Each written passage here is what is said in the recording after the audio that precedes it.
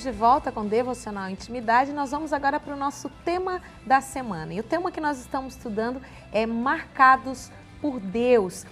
Marcados, quando você é marcado por Deus, meu querido, você pode fugir para onde você quiser. Você tem uma marca sobre a sua vida e essa marca uma hora vai aparecer. Então não tem como fugir de Deus. E nós estamos estudando esse tema através do profeta Jonas, né? E nós conhecemos já um pouco dessa história e tudo que aconteceu. E o Senhor me deu 4 ministrações em cima. Essa é a nossa terceira ministração, então. Então nós vamos lá para o capítulo 1 do livro de Jonas, versículos 4. Você lê em casa do 4 até o 17, mas aqui nós vamos ler os versículos 4, 5 e 6. A palavra de Deus nos diz assim: Contudo, Yahvé fez soprar um vento sobre o mar, e caiu uma tempestade tão devastadora que o barco ameaçava arrebentar-se. Todos os marinheiros foram tomados de grande pânico, e cada um daqueles homens passou a clamar ao seu próprio Deus. Em seguida lançaram ao mar a carga do navio com o propósito de deixar a embarcação mais leve. Jonas, no entanto, havia se refugiado no porão do navio, e tendo-se deitado, dormia profundamente. O capitão dirigiu-se a ele e indagou: Como consegues ficar dormindo numa hora dessas? Levanta-te agora mesmo e começa a clamar também ao teu Deus. Talvez assim ele se lembre de nós, para que não venhamos todos a perecer. E a nossa palavra do dia de hoje, então, é ação e reação. A história de Jonas, ela é uma história que nós ouvimos muito. Todos nós, a gente está com vários jovens aqui hoje, eu tenho certeza que em algum momento, ou de escola bíblica dominical, ou de cultinho infantil, ou em escola bíblica de férias, a gente já ouviu falar sobre a história de Jonas e o grande peixe. Mas algo muito forte na história de Jonas é a questão de ele ter um legado sobre a sua vida, dele ter um chamado sobre a sua vida e ele fugir desse legado. E houve uma tentativa frustrada na vida de Jonas de fugir. Mas todas as vezes que nós tentamos fugir de Deus, nós vamos causar sérias consequências, não só na nossa vida, como em todas as pessoas que estão à nossa volta. Naquele momento em que Jonas estava fugindo, era para ele ir para Nínive e ele estava indo para Tarsis, ele estava botando em risco a vida de todos os marinheiros que estavam naquele barco e a vida de toda a cidade de Nínive. Eram mais de 120 mil pessoas que seriam tocadas por Deus através da palavra que Deus ia derramar através de Jonas. E Jonas estava fugindo. E algo muito interessante é que a desobediência, ela traz caos. A desobediência, ela faz perecer. E toda Nínive pereceria no seu pecado se Jonas não tivesse ouvido a voz de Deus. É claro que ele teve que apanhar um pouquinho. Deus teve que operar, Deus teve que criar uma situação de caos e de crise para que ele, então, obedecesse ao Senhor. E é interessante que a gente lê ali no versículo 6, olha só, ele diz assim, ó, o capitão dirigiu-se a ele e indagou: Como consegue ficar dormindo numa hora dessas? A desobediência, ela traz mornidão sobre a nossa vida. Nós ficamos apáticos diante das guerras, nós ficamos apáticos diante das coisas que estão acontecendo e nós já começamos a não ver o pecado mais como pecado. Ah, mas não tem nada a ver, é o advento do nada a ver. Não tem nada a ver aqui, não tem nada a ver ali. E quando você vê, você já está dormindo e o pecado já tomou conta da sua vida.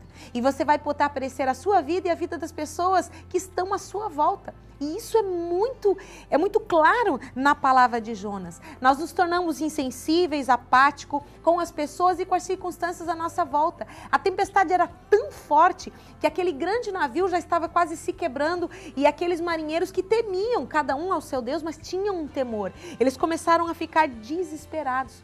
A atitude de rebeldia de Jonas colocou todos à sua volta num perigo eminente de morte. Mas, Mônica, a minha desobediência pode causar a morte de outras pessoas? Pode. Sabe por quê?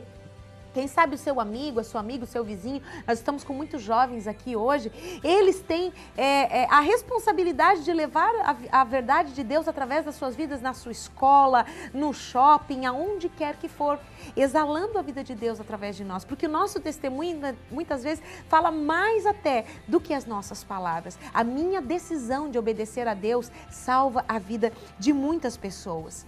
E então eles começaram entre eles, mas quem foi que pecou contra o seu Deus? E Jonas dormindo. Jonas lá, belo e formoso, dormindo no fundo do barco.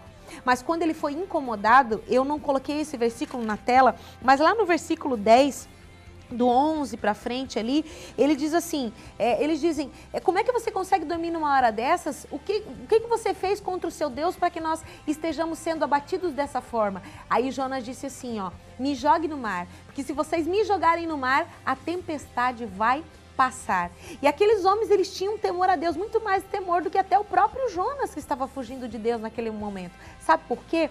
Porque eles fizeram uma oração no versículo 14, olha só.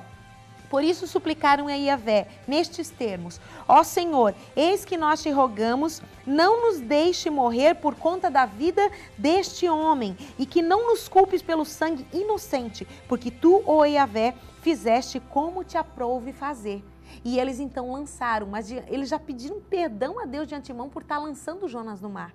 E exatamente no momento em que o corpo de Jonas tocou o mar, a tempestade cessou e aqueles homens foram salvos. E aí então nós conhecemos a história que o grande peixe engoliu e ficou 3 dias já prenunciando a morte e ressurreição de Cristo Jesus. E então depois nós vamos ver amanhã o final dessa história, o que causou o arrependimento de Jonas e quantas pessoas foram salvas. Então, meu querido, eu não sei, sabe, o caminho da obediência, até eu escrevi uma frase aqui, ó.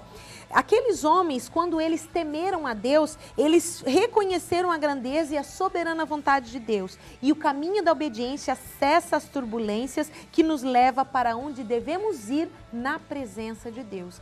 Então eu não sei o que você está vivendo nesse momento. Quem sabe você está fugindo da presença de Deus, quem sabe você está fugindo da vontade de Deus, Deus te deu um ID, Deus te deu um legado, Deus te deu uma missão a cumprir, mas você está fugindo. Então, meu querido, entenda algo na direção do Senhor. Quando nós desobedecemos, nós colocamos em risco a vida de muitas pessoas à nossa volta, inclusive a nossa vida e a vida daqueles que estão.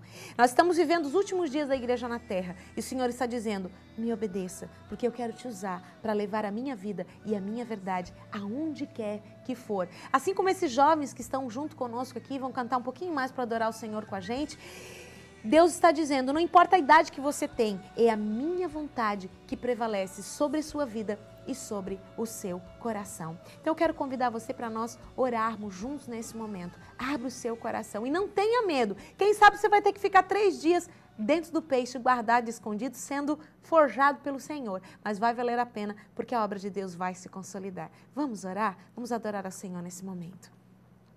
Querido Deus, eu quero te exaltar, te bendizer, te glorificar, Pai, porque eu sei que o Senhor tem nos confrontado nesses dias. O Senhor tem confrontado a mim, a esse meu amigo, minha amiga, papai, mamãe, filho, vovô, a vovó que está lá do outro lado da tela.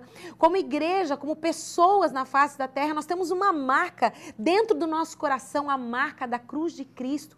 E não há como fugirmos disso. Então queremos te pedir perdão pela nossa desobediência.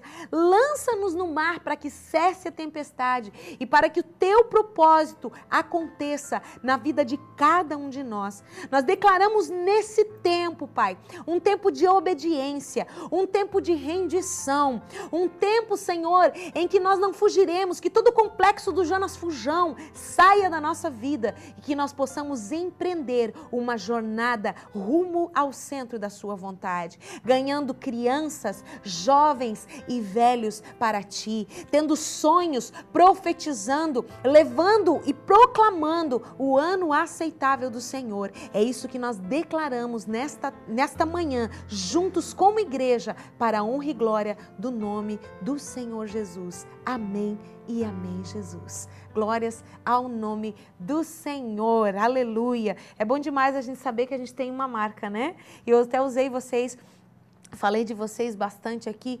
porque eu não sei até que idade vocês vão chegar. Nós, né, talvez vamos chegar até os nossos 60, 70 anos aí. Eu não sei quanto tempo Jesus ainda vai levar para voltar.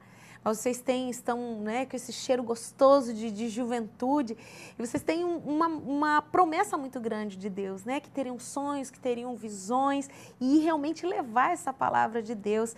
E como queima aí, eu quero aproveitar nesses últimos minutos, como é que está o coraçãozinho de vocês, né? A Júlia e o Matheus que estão falando um pouquinho mais aqui.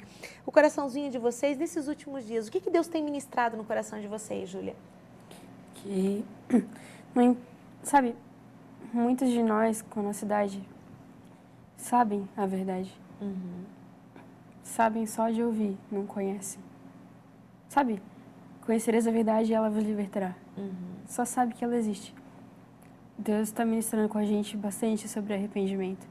E sobre, por exemplo, você está lá no colégio ou em algum lugar e daí você vê uma pessoa e daí Deus fala contigo assim, ministra para ela, porque talvez para o lugar que você vai ela não vai poder ir. E mesmo com tanta informação, com a gente sendo bombardeado com tanta informação, com tantas coisas, muita gente ainda não tem acesso. E a gente vai ser usado, em nome de Jesus, para levar a voz dele para todos os povos. As cartas vivas, né? Isso. É isso, Matheus? Amém. Glória a Deus. Aleluia. Que bom, gente, a gente poder ter esse carinho de Deus. Eu tenho certeza que nós, como pais, né, a Silvana, é um orgulho muito grande nós podemos ver os nossos filhos. E pai, eu quero deixar um recado aos pais. Olhe para esses jovens aqui, os pais deles, né, estão assistindo essa programação também. Não desista de orar pelos seus filhos. Ensina a criança no caminho que deve andar e quando crescer, ela não vai se desviar. Vocês querem largar esse Jesus? Vocês têm vontade de largar esse Jesus? Precisa de droga? Não precisa. Precisa estar ficando aqui, ficando ali, ficando lá? Precisa? Não precisa. Jesus é autossuficiente, não é verdade? Na nossa vida, é um sorriso lindo, maravilhoso. Então, gente, guarda essa palavra no seu coração. Você é marcado por Deus.